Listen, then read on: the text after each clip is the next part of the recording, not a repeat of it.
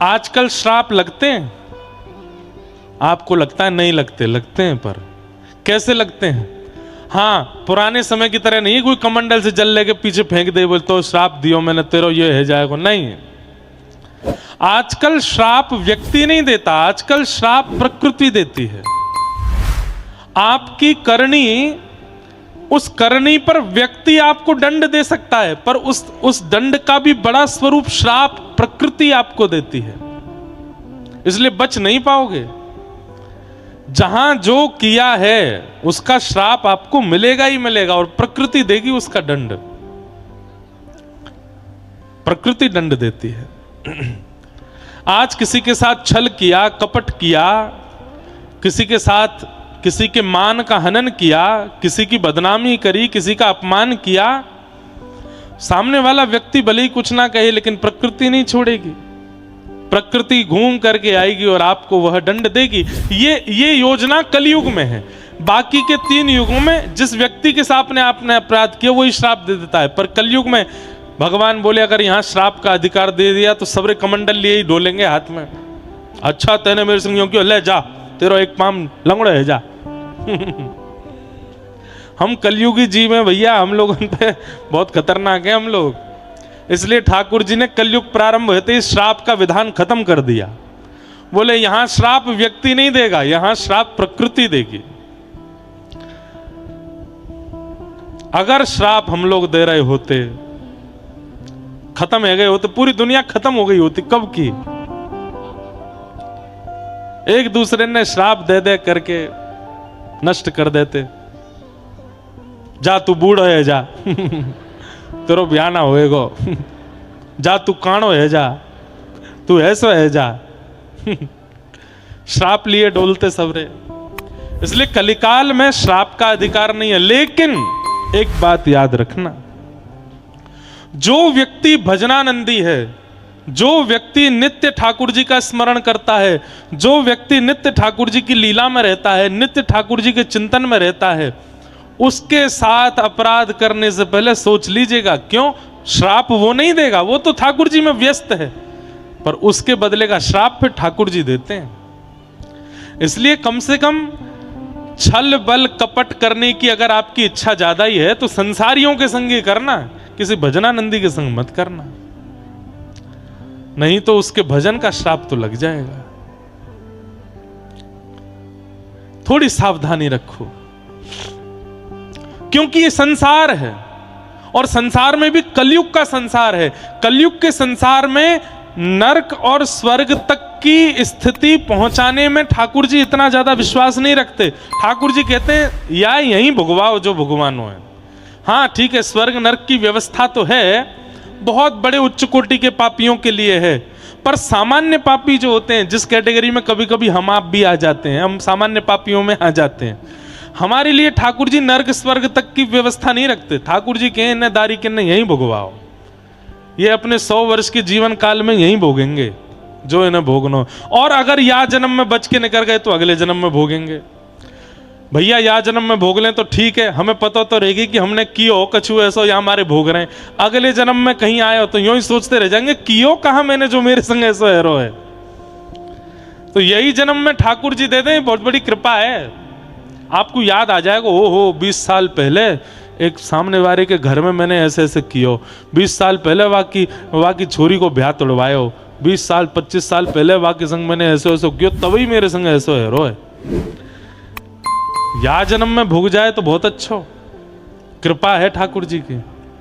आप अनुमान तो लगा सकते हो कि कौन सी करनी का फल है, लेकिन कहीं आ जन्म से निपट के निकल गए तो अगले जन्म में भोगना पड़ेगा, तब तो विचार ही नहीं कर पाओगे किया क्या था मैंने ऐसा। कई बार, बुरा नहीं मानिएगा, जन्म लेते ही उस जन्मजात बालक के साथ भी बड़ी दिक्कत कष्ट आदि आने लगते हैं। ये कर्म चक्र है, ना उसके माता पिता को पता होता है, ना उसको पता होता, ना परिवार को पता होता है ये हो क्यों रहा है ऐसा। ये कर्म चक्र है। तो श्राप आज भी लगता है, बल्कि मैं ऐसा कह दूं सतयुग त्रेता द्वापर से ज्यादा खतरनाक श्राप कलयुग में लगते हैं, क्योंकि वहां श्राप देने वाले का पता है, अपराध पता है, यहां तो कुछ भी नहीं पता, फिर भी हम भोग रहे हैं। राजा परीक्षित को श्राप लगा, 7 दिन में मरने का श्राप लगा। अच्छा एक बात और कह दूं, मान लो कि हमारे किसी पूर्व जन्म के कर्म का फल हमको इस जन्म में कुछ कष्ट मिल रहा है। वो कष्ट कब तक है? जब तक आप उसको कर्म फल मान रहे हो कि ये कोई मेरी करनी का फल मुझे मिल रहा है।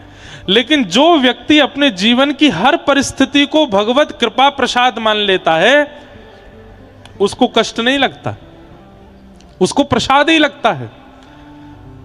अपने जीवन के हर क्षण को प्रसाद मानिए। ये मैं श्वास भी भगवत कृपा से ले रहा हूं, ये मैं देख भी भगवत कृपा से रहा हूं, खा भी भगवत कृपा से रहा हूं, सो भी भगवत कृपा से रहा हूं, पी भी भगवत कृपा से रहा हूं।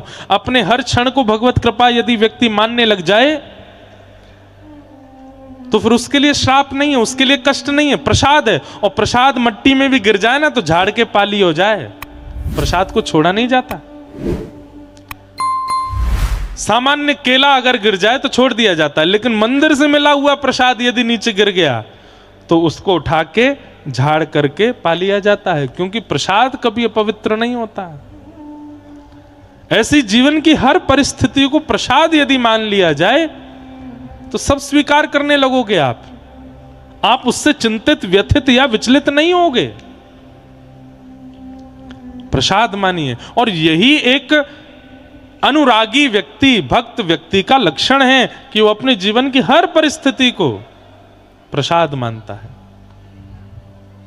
हो मारा गिरधर लाल, थारो नचायो नाचू रे, मारा गिरधर लाल, थारो नचायो नाचू रे। जो तू तन को रोग लगावे, जो तू तन को रोग लगावे, ओढ़ चादर सो जाऊं मैं, ओढ़ चादर सो जाऊं।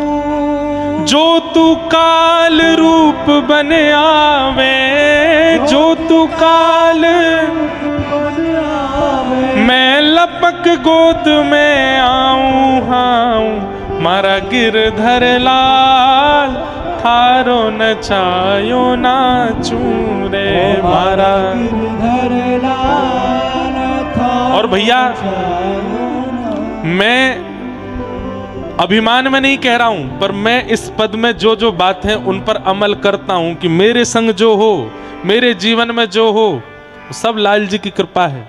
आप भी गाइए, मत मानिए इस बात को। अगर यहां से निकलते निकलते गिर जाओ कहीं गड्ढा में, वाह रे लाला बड़ी कृपा तेने गड्ढा में गिर दियो, ये तो बढ़िया रहे हो कि कहीं खाई में नहीं गिरो, गड्ढा में ही गिरो लाला। जितना बुरा हो उससे और बुरा सोच करके धन्यवाद कहो, चलो वो तो नहीं हुआ, यही हुआ ना, ठीक है। अपने जीवन को फिर आप कभी कोसोगे नहीं, अपने जीवन पर आने वाली परिस्थितियों पर कभी चिंतित नहीं होगे। तो वैसे ही राजा परीक्षित चिंतित नहीं हुए। जैसे ही लगा 7 दिन में मरने का श्राप है, अपने पुत्र जन्मेजय को राज्य गद्दी पर बिठाया। पत्नी से बोले अब तुम घर बार संभालो, मैं जाता हूं। पत्नी बोली आपको मरने का श्राप लगा है और आप बिल्कुल चिंतित नहीं है। राजा परीक्षित क्या बोलते हैं, इस संसार में किस व्यक्ति की कब मृत्यु हो जाए ये किसी को नहीं पता। जटेरी वारी ने पता है कि कल की कथा सुन पाएंगे, पता है नहीं पता।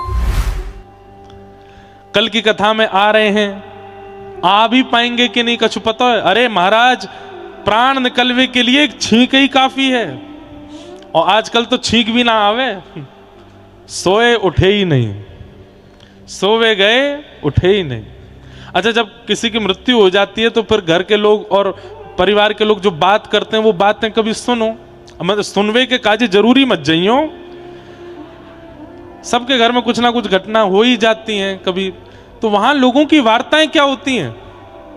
अरे अच्छे भले कल बैठे मेरे संग, रात में बोले कढ़ी खानी है मुझे, तो सवेरे मेरे संग डोलवे गए हैं, मेरे संग चाय पी है, मेरे मुंह तो बिस्कुट मांग के खाए हो, और बोले मैं नहावे जा रहा हूं, और नहावे गए भैया, बाथरूम दोबारा ही नहीं आए। इस बात का मतलब क्या है? कि हमें नहीं पता था कि वो जब कढ़ी खा रहा है वो कल सुबह चला जाएगा, वो जब बिस्कुट मांग रहा है अगले क्षण जा सकता है। इसका मतलब क्या, मृत्यु कभी भी आ सकती है किसी की भी। लेकिन राजा परीक्षित अपनी पत्नी से कहते हैं, यहां संसार में किसी की भी मृत्यु का पता नहीं कब आ जाए, पर मैं दावे से कह सकता हूं अगले 7 दिन से पहले मैं नहीं मरूंगा, 7 दिन से पहले मेरी मृत्यु नहीं आवेगी। अगर सामने विधाता भी आ जाए कि चल 3रा दिन है तुझे जाना पड़ेगा, तो मैं विधाता से कह सकता हूं, ब्रह्म वाक्यम जनार्दनम, एक ब्राह्मण ने कहा है कि 7 दिन बाद तक्षक सर्प डसेगा, तो आप 3रे 4थे 6वें दिन मुझे मारने नहीं आ सकते। कहने का अभिप्राय क्या है, भक्त का स्वभाव स्वरूप कैसा होता है, वो परिस्थिति को नकारात्मक रूप से ना देख करके उसमें भी सकारात्मकता देखता है कि चलो इससे बुरा ये हो सकता था पर वो तो नहीं हुआ, यही हुआ, ठीक है। और भैया ऐसे ही जीवन काट पाओगे, ये एक सूत्र है, कुछ भी हो उससे बुरा और क्या हो सकता था वो सोच करके भले मना लो, चलो वो तो नहीं हुआ, यही हुआ, ठीक है।